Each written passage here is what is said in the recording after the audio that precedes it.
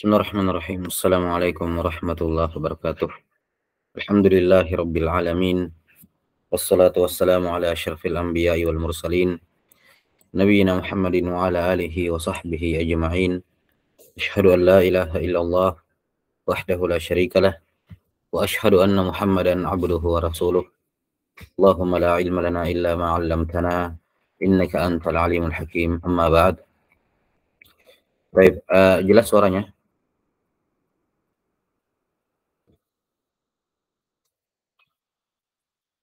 Jelas suaranya, Raswan?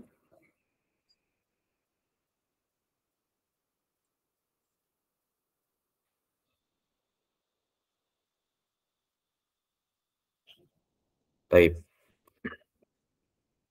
saya anggap jelas ya. Qala rahimahullah, nuwasil fi syarhi kitab Risalah Ayyuhal Walad lil Imam Al-Ghazali rahimahullah yang wafat tahun 505 Hijriah. Kata beliau rahimahullah, ayyuhal walad, al-ilmu bila amalin junun wal amalu bila ilmin la yakun.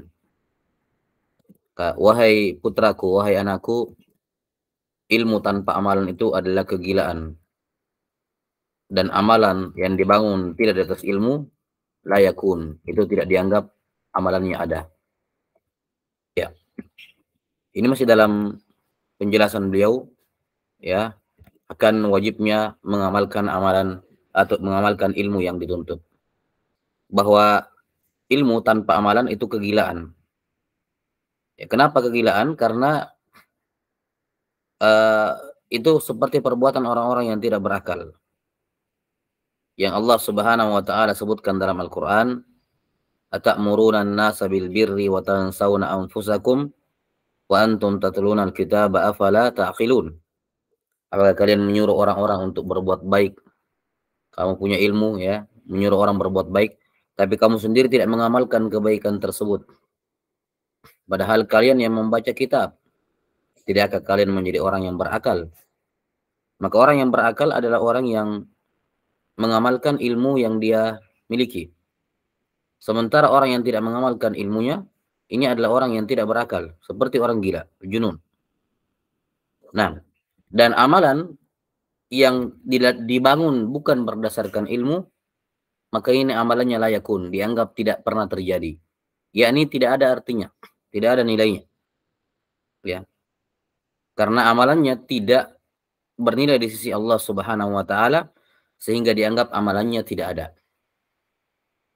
Wa qadimna ila ma 'amilu min amal faj'alnahu haba'an mansura. Dan kami datangi semua amalan yang mereka lakukan, kemudian kami bagikan debu yang berterbangan. Kata Allah Ta'ala, dan juga sabda Nabi sallallahu alaihi wasallam, "Man 'amila 'amalan laisa 'alaihi amruna fahuwa radd."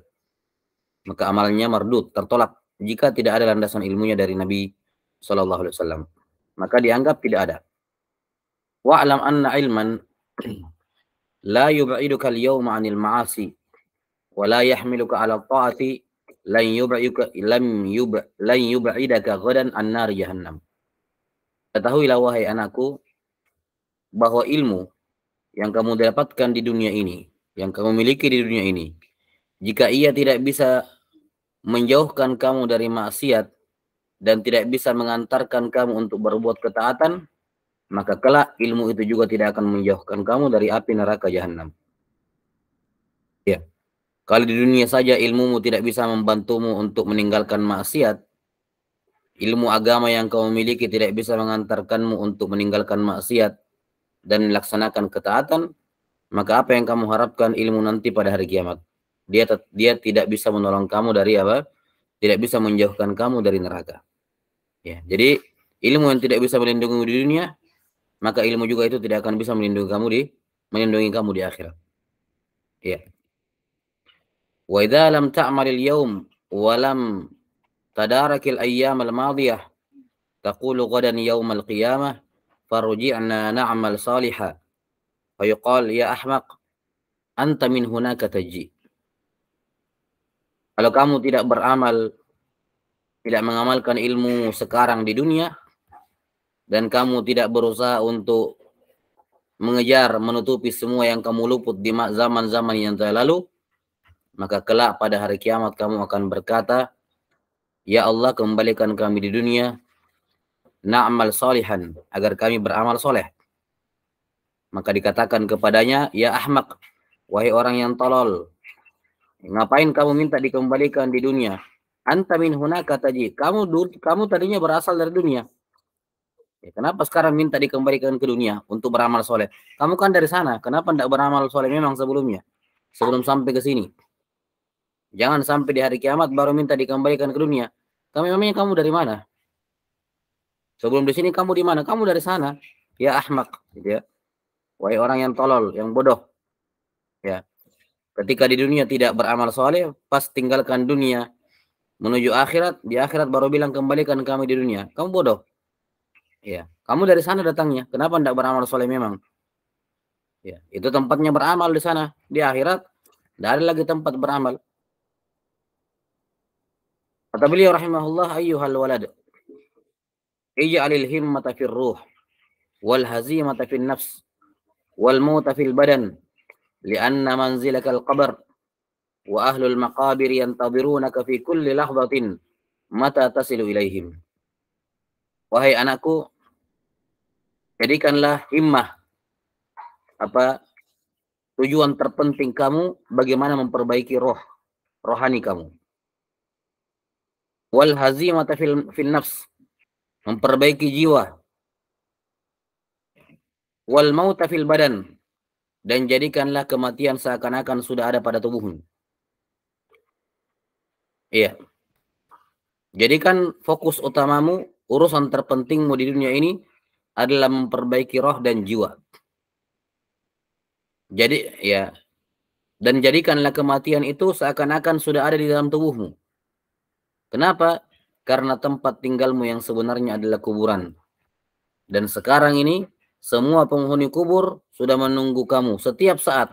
Kapan kamu mendatangi mereka? Kapan kamu mendatangi mereka? Maka sekarang ini di kuburan-kuburan terdekat, ya, dari tempatmu atau di mana kamu ditakdirkan akan dikuburkan kelak, semua penghuninya sudah menunggu. Kapan kamu mendatangi mereka? Kapan kamu mendatangi mereka? Karena ketika kamu sudah lahir di muka bumi ini, sudah hidup di muka bumi ini, maka mulai saat itu dihitung mundur umurmu. Maka umur hakikatnya tidak bertambah, tapi justru hakikatnya apa? Berkurang. Ketika seorang lahir di muka bumi itu, maka itu hari pertama berkurang dari umurnya sampai pada akhirnya dia meninggal. Ya, maka apa yang dia mau membuang-buang waktunya di dunia dengan hal-hal yang tidak bermanfaat sementara kubur sudah siap menunggunya. Semua orang-orang di kubur menunggunya kapan dia datang ke sini. Dibawa jenazahnya ke sini. Iyyaka summa iyyaka antasila ilaihim bilazat. Maka waspadalah kamu, jangan sampai kamu mendatangi penghuni kubur, kamu kuburanmu atau jenazahmu diantar ke kuburan tanpa kamu membawa bekal. Waspada. Qala Abu Bakr As-Siddiq radhiyallahu an, hadhil ajsadu imma qafasul tuyuri wa imma istawlud dawab.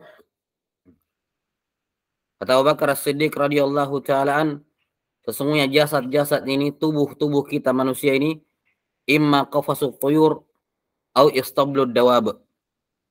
Ya.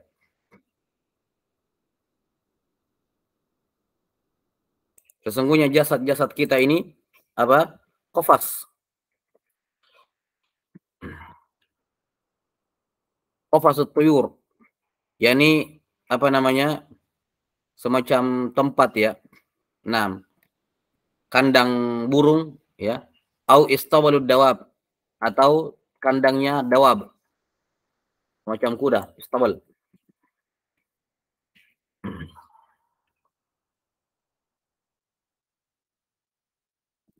Nah,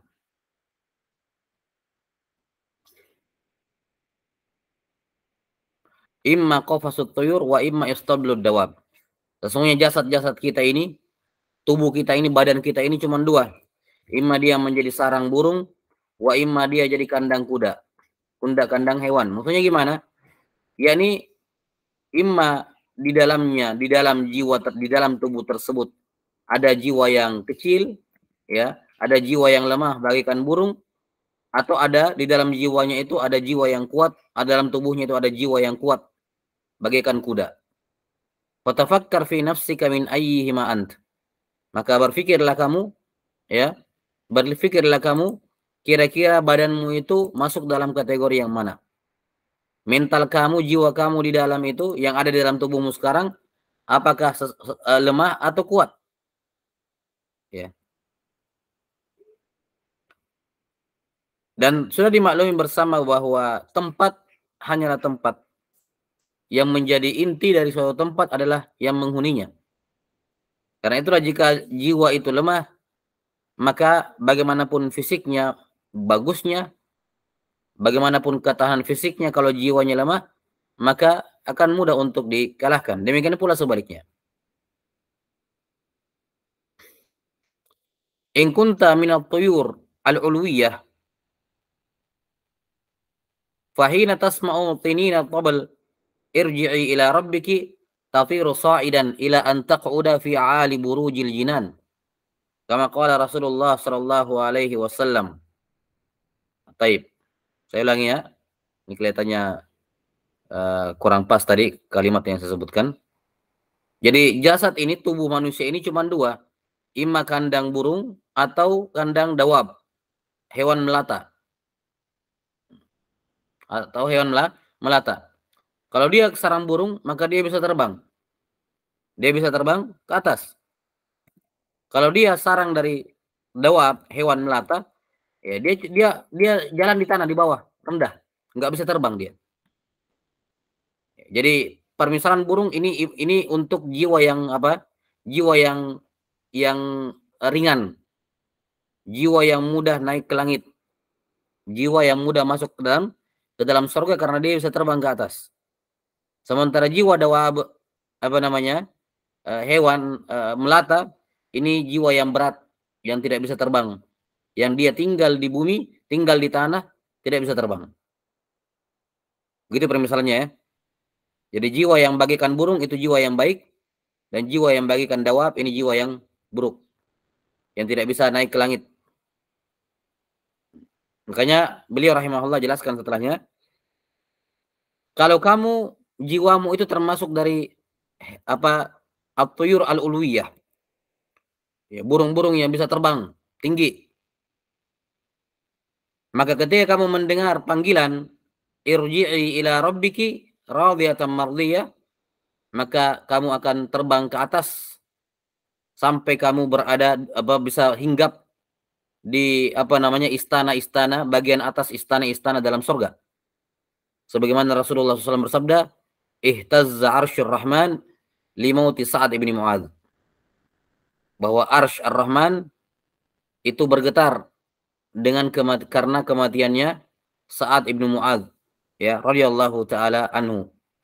Yani bergetar maksudnya arsy di sini karena sangat inginnya arsy bertemu dengan Sa'ad. Ya. Kangen, sangat bergembira menyambut kedatangan apa? Sa'ad bin Mu'adz, saking gembiranya arsy bergetar. Itu maksudnya. Wal iyadu billahi ta'ala in kunta minad dawab. Dan berlindunglah kepada Allah jika seandainya jiwamu itu termasuk jiwa yang bagaikan binatang melata. Kama qala Allah Ta'ala ulaika kal an'ami bal hum adall. Yang Allah Ta'ala berfirman tentang binatang melata ini, ya, memperumpamakan orang-orang kafir dengan mereka, dengan hewan ini, ulaika kal an'am. Mereka ini bagikan binatang ternak, hewan melata, bal hum adall, bahkan lebih sesat. Wala ta'man intiqalaka min zawiyatid dar ila hawiyatin nar. Maka jangan sekali-kali kamu merasa aman, ya, merasa saya tidak akan berpindah dari surga ke neraka. Maksudnya di sini, yang asalnya kamu, ya, baik, kondisimu, keadaanmu, jiwamu, kemudian gara-gara kamu tidak menjaganya, kamu kemudian, ya, jiwamu berubah, ya, amalanmu berubah sehingga masuk ke dalam neraka. Waliyadzubillah. Iya. Qala wa ruwiya anna al-Hasan al-Basri rahimahullahu taala u'tiya syarbatan min ma'in barid. Falamma akhadha al-qadah ghushiya alaihi wa saqata min yadihi. Diriwayatkan sebuah kisah bahwa Al-Hasan Al-Basri rahimahullah, ya, Al-Hasan Ibnu Abil Hasan Al-Basri min a'lamin nas, min a'lamit tabi'in bi ulumi syara'i, bi ulumi syariah. Beliau pernah diberikan minuman dari air yang barid, air yang segar, yang tawar, yang dingin. Ketika beliau memegang gelasnya, tiba-tiba beliau pingsan. Tiba-tiba beliau terjatuh, tersungkur, pingsan. Falamma afaqa, ketika beliau sudah siuman dari pingsannya, qila lahu, ditanyakan kepada beliau, malaka ya Aba Sa'id? Ada apa kamu? Tadi mau minum tiba-tiba pingsan. Ada apa wahai Abu Sa'id? Qala dzakartu umniyata ahli an-nar hina yaquluna li ahli al-jannah an afidu alaina minal ma' aw mimma razaqakumullah. Saya tadi pingsan karena tiba-tiba saya mengingat hayalannya penghuni neraka, hayalan kosongnya, harapan kosongnya penghuni neraka. Ya, mereka menginginkan sesuatu yang tidak mungkin dan mustahil bisa terjadi. Menghayal mereka ketika mereka berkata kepada penghuni sorga, wahai penghuni sorga, berikanlah kepada kami sedikit air atau sedikit dari apa yang Allah rezekikan kepada kalian. Ya, di sini di dunia kita mau minum bebas. Ya, tersedia semua jenis air, yang panas, yang hangat, yang dingin, yang rasanya manis, yang rasanya asam, dengan semua jenis minuman-minuman dari benda-benda cair yang lain. Semua kita mau minum mudah, gampang. Maka ketika beliau akan minum air tersebut, beliau memikirkan betapa mudahnya seorang minum di dunia, tapi ketika di hari kiamat, ya, dalam neraka dia tidak akan mendapatkan apa-apa. Ya, mimpi kalau mereka mau minum mendapatkan air yang dingin, air yang menyegarkan di dalam neraka. Ya. Bagi mereka di dalam neraka hanyalah hamimah wa ghassaqa. Ya, hamim, air yang sangat panas, ya, dan ghassaqa, dan nanahnya penghuni neraka. Itu minuman mereka di neraka kelak. Qala rahimahullah, maka sekali lagi inti dari nasihat ini adalah lebih fokus untuk memperbaiki jiwa. Ya, lebih fokus untuk memperbaiki jiwa.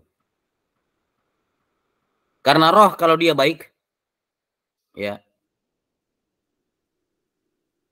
Karena kita tahu bahwa asal penciptaan manusia itu dari tanah. Dan tanah sesuatu yang berat. Dan tanah ini kemudian menjadi mulia ketika ditiupkan padanya roh dari Allah. Ya, yang mana roh ini adalah makhluk langit. Roh ini makhluk langit, kemudian Allah Ta'ala tiupkan ke tanah. Maka pada manusia ini, pada dirinya terdapat dua unsur, unsur langit dan unsur bumi. Unsur bumi berupa manusia, berupa tanah, tubuhnya, dan unsur langit adalah jiwanya. Disinilah dia bertarung antara roh dengan jasad, di mana sponsornya, supporternya jasad adalah setan. Setan selalu mengatakan ikuti jasad, wahai roh ikuti maunya jasad. Kalau jasadmu lapar kasih makan, ya, tidak ada pergi mencuri, ya, pokoknya penuhi kebutuhannya jasad. Ya, jasadmu mau ngantuk, bawa pergi tidur. Selalu roh dipaksa untuk mengikuti keinginannya jasad, keinginan tanah yang rendah, yang hina. Tapi sebaliknya, roh kan begitu. Ya, roh ini kalau kita tidak membantunya, menguatkannya, maka dia akan terkalahkan oleh jasad. Dia akan terkalahkan oleh jasad. Rohnya sudah mau pergi sholat, jasadnya masih tidur, masih duduk-duduk. Nggak bisa kalau nggak dibantu. Nah, maka pertarungan antara langit jiwa dengan tubuhnya di sini. Ya. Dia harus menguatkan roh. Jangan cuma dikasih makan sisi dunianya, sisi buminya, yakni tubuhnya. Ya. Tapi roh juga harus dikasih makan. Nasi, air minum yang dimakan setiap hari, itu hanya untuk menguatkan fisik, tidak menguatkan roh. Karena roh tidak makan nasi, ya, roh tidak minum air. Dia makanannya lain, makanannya beda dia, makanannya roh. Maka bagaimana seorang muslim tidak hanya memikirkan memberi makan jasadnya, tapi juga memberikan rohnya. Bahkan kata Imam Al-Ghazali rahimahullah, ihtimamnya seharusnya ke roh lebih banyak. Memberikan makan, minum ke roh lebih banyak dibandingkan kepada jasad. Agar rohnya kuat, bisa terbang ke atas, membawa jasadnya naik ke surga. Roh akan kembali ke surga, roh akan kembali ke langit, jasadnya juga akan ikut kalau misalnya kalau dia ke surga. Tapi sebaliknya, kalau jasadnya menjadi sangat berat karena dosa-dosa, maka dia akan terjatuh ke dalam neraka dan rohnya juga ikut ke dalam apa? Ke dalam neraka. Nah, maka ini pertarungan dalam tubuh setiap orang untuk menentukan kemana arahnya. Pada hari kiamat kelak ketika dia meninggal, apakah dia naik ke a'la illiyin, ke dalam surga, atau ke dalam mana? Ke apa sijin? Inna kitabal fujjari la fi sijin, yakni di bawah 7 lapis bumi berupa neraka ini. Qala rahimahullah ayyuhal walad, law kana al-ilmu al-mujarradu kafiyan lak wa la tahtaju ila amalin siwahu lakana nida'ullahi ta'ala hal min sa'il, hal min mustaghfir, hal min ta'ib, dha'ian bila faidah. Wahai anakku, seandainya ilmu saja itu sudah cukup tanpa perlu diamalkan, ya, tidak perlu ada amal lain. Ilmu yang dimiliki kalau banyak itu cukup, tidak perlu amal lain. Seandainya itu cukup, seandainya ilmu cukup, niscaya firman Allah Ta'ala yang Allah ucapkan setiap sepertiga malam terakhir ketika Allah turun ke langit dunia, kemudian berfirman, apakah ada yang mau minta kepada saya? Ada yang mau berdoa kepada saya?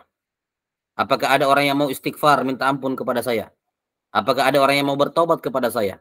Niscaya firman Allah ini menjadi sia-sia, tidak ada gunanya. Seandainya hanya ilmu yang penting, seandainya ilmu sudah cukup menyelamatkan. Tapi tidak. Orang yang paling berilmu harus banyak berdoa kepada Allah. Orang yang banyak ilmunya harus banyak istighfar. Karena kalau banyak ilmunya tapi banyak juga dosanya, ilmu tidak bisa menyelamatkan dia. Harus bertaubat. Seandainya ilmu itu sudah cukup menyelamatkan, maka firman Allah ini tiap malam memanggil, jadinya tidak ada artinya. Kalau sudah punya ilmu, ya itu yang penting. Untuk apa lagi ini, untuk apa lagi itu beramal. Ya. Tapi tatkala setiap malam Allah Ta'ala berfirman, siapa yang mau minta kepada aku akan kabulkan. Siapa minta ampun, siapa yang mau taubat, aku akan ampuni. Aku akan berikan taubat. Ini menunjukkan bahwa yang penting adalah amalan. Waruya anna jama'atan minas sahabati ridwanullahi alaihim ajma'in dzakaru Abdullah bin Amr inda Rasulillah sallallahu alaihi wasallam. Diriwayatkan ini dalam hadits yang sahih ya, bahwa ada sejumlah sahabat radhiyallahu anhum menyebutkan nama Abdullah bin Umar bin Khattab di sisi Rasulullah sallallahu alaihi wasallam. Jadi sahabat ini lagi ngumpul bersama Rasulullah SAW, tiba-tiba ada yang menyebutkan nama Abdullah bin Umar ibn al-Khattab. Faqala alaihi salatu wassalam, maka beliau sallallahu alaihi wasallam bersabda memuji beliau, ni'mar rajulu huwa law kana yusalli bil lail. Dia adalah laki-laki yang terbaik seandainya dia salat lail. Ya, seandainya dia salat lail. Dalam hadis yang lain disebutkan, ya abadallah, la takun misla fulan kana yaqumu minal lail fataraka qiyamal lail. Wahai Abdullah, jangan kamu menjadi si fulan. Dia dulu rajin salat lail, kemudian dia tinggalkan salat lailnya. Ini menunjukkan bahwa orang yang meninggalkan kebiasaan baiknya telah melakukan hal yang dibenci oleh Allah, hukumnya makruh. Ya. Kalau seorang sudah punya kebiasaan baik sebelumnya, maka dia disunnahkan untuk menjaganya dan dimakruhkan dia meninggalkannya. Iya.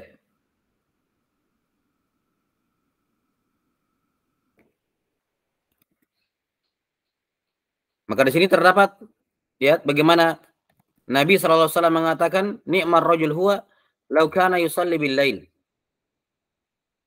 Menunjukkan bahwa salat lail, lihat kenapa salat lail menjadi amalan yang sangat utama bagi orang-orang yang soleh, karena di waktu itulah Allah Subhanahu wa taala ya turun kemudian mengabulkan semua permintaan.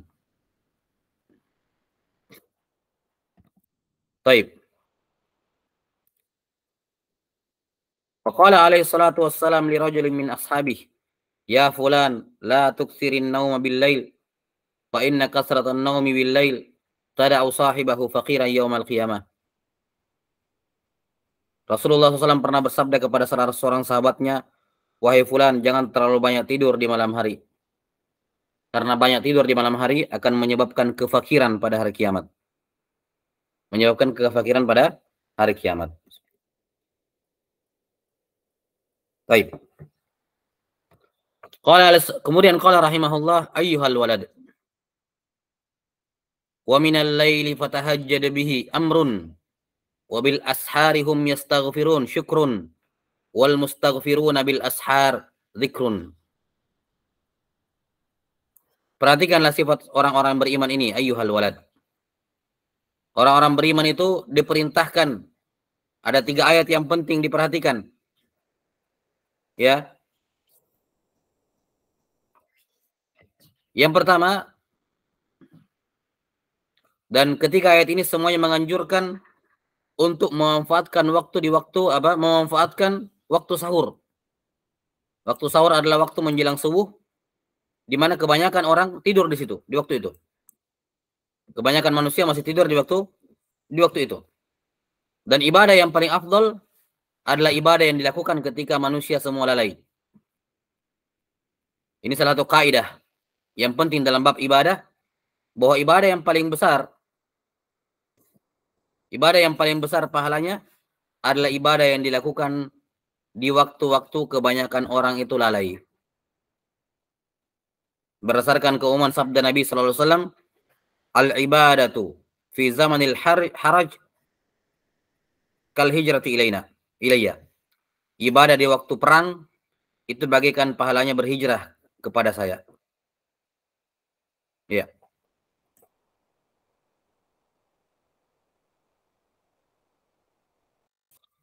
Iya. Ayat yang pertama, wa minal laili fatahajjad bihi. Pada sebagian malam gunakanlah untuk bertahajud. Tahajud adalah salat yang dikerjakan setelah tidur. Karena itulah salat yang terbaik di sini, salat lail adalah salat yang dilakukan setelah tidur. Tidur dulu baru salat. Ini bagi yang menjamin dirinya bisa bangun walaupun sebentar salat. Ya. Kalau tidak, maka yang paling afdal baginya salat sebelum tidur. Salat lail sebelum tidur walaupun cuma 2 rakaat. Witir 1 rakaat, tidur sudah. Kalau dia menjamin dirinya bangun, ya maka yang paling bagus adalah tidur terlebih dahulu. Itu tahajud. Menjauhi hujud, yakni lambung. Menjauhi tempat tidurnya. Kata beliau, ayat ini amr, perintah. Walaupun ini tentunya perintahnya perintah sunnah ya. Wa minal laili fatahajjad bihi nafilatan lak. Ini perintah sunnah untuk Nabi SAW dan umatnya. Kemudian yang kedua, wabil ashari hum yastaghfirun. Dan di waktu sahur mereka ini beristighfar. Ini kata beliau syukrun. Ini adalah pernyataan syukur. Ini adalah pernyataan apa? Pernyataan syukur. Di mana kesyukuran mereka adalah yang memperbanyak istighfar kepada Allah Ta'ala. Dan yang ketiga, wal mustaghfirina bil ashar. Ini zikir. Yani banyak-banyak membaca istighfar di waktu sahur. Baik.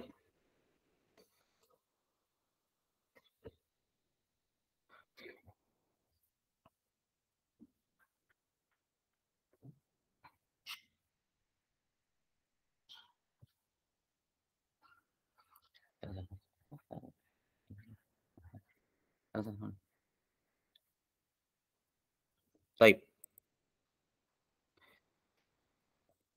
Nah, maka ini 3 ayat yang perlu diperhatikan. Di dalamnya ada perintah tahajud, kemudian mewujudkan kesyukuran dengan istighfar, dan istighfar sendiri merupakan zikir kepada Allah Ta'ala. Qala Nabi alaihi salatu wassalam, salah satu aswatin yuhibbuha Allah Ta'ala. Diriwayatkan oleh Ad-Dailami dalam Musnad al-Firdaus dari Ummu Sa'ad bintu Zaid ibn Thabit. Ada 3 orang, kata Rasulullah SAW, ada 3 suara yang Allah cintai. Sautul dik, wa sautul ladzi yaqra'ul Qur'an, wa sautul mustaghfirina bil ashar. Suara ayam berkokok, yakni kalau kita hubungkan dengan hadis lain, yakni yang membangunkan atau mengingatkan waktu subuh. Suara yang kedua yang suara orang membaca Quran, dan yang ketiga suara orang yang minta ampun di waktu sahur. Qala Sufyanus Tsauri rahimahullah, Inna Allah Ta'ala khalaqa rihan tahubbu waqtal ashar tahmilul azkara wal istighfar ilal malikil jabbar. Sufyan Ats-Tsauri rahimahullah berkata, ini ucapan Sufyan Ats-Tsauri rahimahullah, ya, disebutkan oleh Imam Al-Ghazali, sementara dalam tafsir As-Sa'labi dan juga Ibnu Asakir dalam Tarikh Dimashq menyebutkan ini adalah ucapan Abu Bakar Muhammad bin Ali Al-Kattani. Abu Bakar Muhammad bin Ali Al-Kattani. Ya, wallahu alam. Dikatakan bahwa Allah Ta'ala menciptakan angin yang bertiup setiap sahur, setiap waktu sahur. Di mana angin ini akan pergi bertiup pada setiap orang beriman untuk membawa zikir dan istighfarnya kepada Allah Subhanahu wa Ta'ala. Ya, wallahu alam, ini tentunya perkara gaib, dan apakah ini diambil dari Israiliyat atau tidak, ya, dari keterangan, tapi ya ini tentunya hal-hal semacam ini kita diamkan saja. Ya. Tapi tidak diragukan bahwa istighfar dan zikir di waktu sahur itu jelas ibadahnya besar dan sampai kepada Allah Ta'ala. Cuman masalah dikatakan diciptakan angin dan seterusnya, ini masalah yang lain tentu saja. Butuh keterangan yang lebih jelas, lebih kuat. Wa qala aidan, Sufyan Ats-Tsauri juga berkata, "Idza kana awwalul lail yunadi munadi min tahtil arsh ala liyakumil abidun fayaqumuna wa yusalluna masyaallah." Jika sudah masuk awal malam, ada seorang yang berseru dari bawah arsy. Ada penyeru yang menyuruh dari bawah arsy. Perhatian, liyakumil abidun. Hendaknya semua orang yang beribadah mulai sholat. Maka mereka pun berdiri dan mengerjakan sholat dengan jumlah rakaat sesuai dengan yang Allah Ta'ala kehendaki. Tsumma yunadi munadin fi syatril lail ala liyakumil qanitun fayaqumuna wa yusalluna ila sahar. Kemudian di pertengahan malam ada lagi yang teriak dari bawah arsy. Perhatian, hendaknya orang-orang yang kunut, ya, yang tunduk, yang taat kepada Allah, berdiri itu sholat. Maka sekelompok orang berdiri lagi mengerjakan sholat sampai sahur. Fa idza kana as-sahar yunadi munadin ala liyakumil mustaghfirun fayaqumuna wa yastaghfirun. Dan ketika sudah masuk waktu sahur, ada lagi yang berseru dari bawah arsy. Perhatian, hendaknya semua yang istighfar, orang-orang yang senantiasa minta ampun, mulai bangun sekarang minta ampun. Maka mereka pun bangun sholat dan meminta ampun kepada Allah. Wa idza tala al-fajr nada munadin ala liyakumil ghafilun fayaqumuna min furushihim kal mauta nushiru min kuburihim. Dan ketika fajar sudah terbit, sudah tiba saatnya sholat subuh, yang di bawah arsy, ada lagi yang di bawah arsy yang berseru. Perhatian, sehendaknya semua orang-orang yang lalai sekarang bangun. Maka mereka pun bangun dari tempat tidur mereka bagaikan orang-orang yang mati dibangkitkan dari kubur mereka. Nah, ini diriwayatkan oleh Ibnu Abi Dunya dari Sufyan Ibnu Uyainah. Ya, di sini kelihatannya wallahu alam, kalau riwayatnya benar ini, ya, mungkin Imam Al-Ghazali rahimahullah tertukar, ya.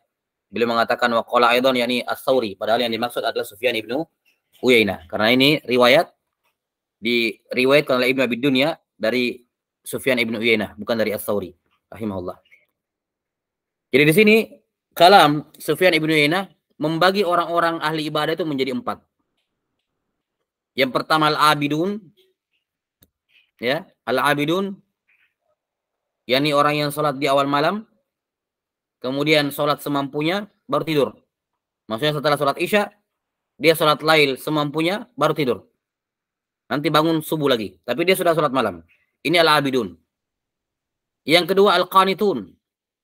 Ini derajatnya lebih rendah, lebih tinggi dibandingkan abidun. Derajatnya lebih tinggi dibandingkan al-abidun. Yaitu orang yang sholat dari setengah malam, ya, sampai ke waktu sahur. Nah, kemudian berikutnya adalah al-mustaghfirun. Al-mustaghfirun. Al-mustaghfirun ini mereka yang beristighfar di waktu sahur. Dan yang terakhir, orang yang bangun hanya untuk sholat subuh, disebutkan orang-orang yang lalai. Ini lalai bukan dalam konteks meninggalkan yang wajib ya, tapi karena tidak memanfaatkan waktu sebelum subuh, yaitu minimal waktu sahur. Ya. Yani mereka yang hanya cukup melakukan kewajiban dan tidak mengamalkan yang sunnah-sunnah, ini orang yang lalai. Ya, ini orang yang lalai. Wallahul musta'an. Lihat di sini sekali lagi penekanan bagaimana pentingnya seorang muslim memanfaatkan waktunya di malam hari. Ya. Apakah itu dengan ibadah, apa dengan ilmu? Naam, dengan ilmu, mudzakarah. Ya, dan jangan sekali-kali dia lupakan salat lail sesedikit apapun dia kerjakan. Ya, karena itu ciri orang saleh dari dahulu. Ya, sekali lagi, ini ciri orang saleh dari dahulu. Nah, kalau seorang ingin menjadi saleh, maka syarat paling mutlaknya adalah membiasakan salat lail. Nah, dan dia tidak akan mendapatkan kesolehan kecuali dengan apa? Salat lail.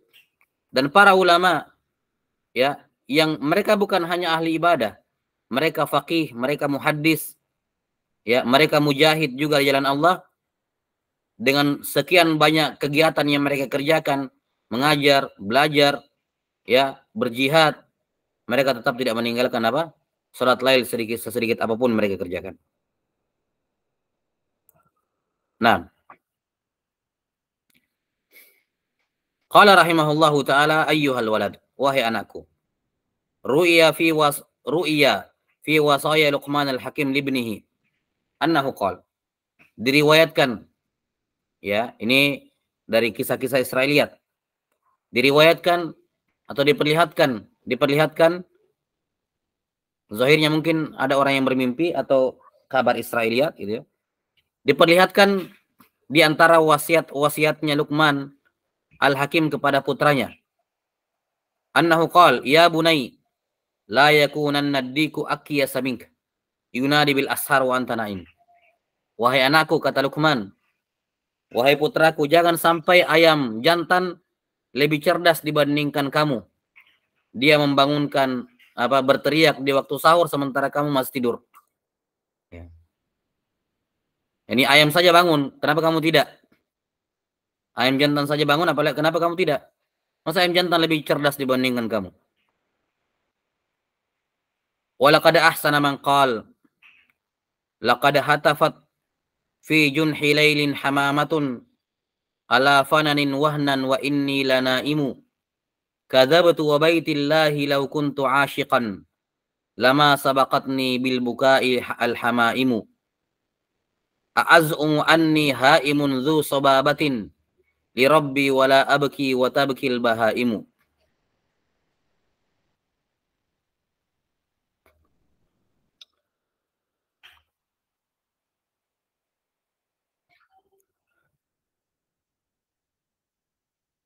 Ini ucapan penyair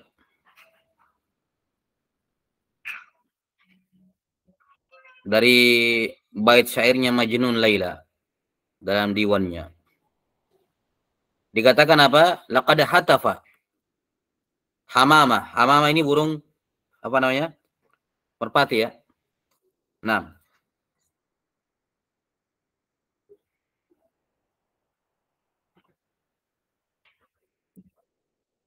makna detailnya saya belum cari, nanti kita lihat. Intinya di sini bahwa burung merpati saja hatafat fi junhilail. Ya. Ala fananin wahnan. yakni dia semacam apa, mengeluarkan suara di tengah malam, ya, seperti orang yang lemah, orang yang apa, sedih gitu, ya. Kalau suaranya burung merpati di tengah malam, bagikan orang yang bersedih, menunjukkan kelemahan, orang yang kayak suara lemah gitu di tengah malam. Wa inni lanaim, sementara saya tidur. Ya nih, kayak merpati saja dia kayak tengah malam meminta, merintih. Ya, merintih kesedihan, seakan-akan meminta atau sedih dengan apa namanya, kepada Allah Subhanahu wa taala. Sementara saya tidur, wa inni lanaimu. Kadzabtu wa baitillahi law kuntu asyiqan. Maka demi Baitullah. Nah, di sini tentunya hal yang tidak diperbolehkan, ya, bersumpah dengan Ka'bah. Wa baitillah, dan ini telah dilarang oleh Nabi SAW. Tidak boleh bersumpah dengan Ka'bah. Nah, harusnya demi Rabbil Ka'bah, wa Rabbil Ka'bah. Ya. Dia pun bersumpah, kadzabtu law kuntu asyiqan. Saya dusta kalau saya mengatakan saya rindu kepada Allah. Ya. Lama sabaqtani bil bukail hamaimu. Saya dusta kalau saya mengatakan saya rindu kepada Allah, sementara al-hamaim, burung merpati tadi, mendahului saya menangis. A'az'umu anni haim dzu sababatin li rabbi wala abki wala wa tabkil bahaimu. Apakah aku mengira bahwa saya ini orang yang haim, ya, yang sangat yang dzu sababah, yang sangat dalam cintanya kepada Tuhanku? Namun kenyataannya saya tidak menangis, justru al-bahaim, hewan-hewan ternaklah yang menangis.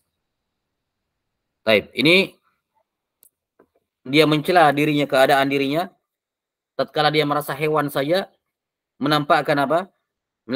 Menampakkan sesuatu yang menunjukkan dia apa di tengah malam dia bersuara seakan-akan meminta, menangis, kesedihan, hewan-hewan ternak di tengah malam, sementara saya tidur. Lantas saya mengklaim saya rindu kepada Allah, ya, saya lebih baik dibandingkan hewan ternak ini, dan seterusnya. Nah, Allahul musta'an. Baik, saya kira cukup sampai sini dulu.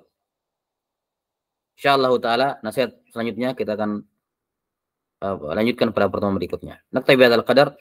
Wassallallahu ala nabiyyina Muhammadin wa ala alihi washabbihi wasallam. Alhamdulillahirabbil alamin. Assalamualaikum warahmatullahi wabarakatuh.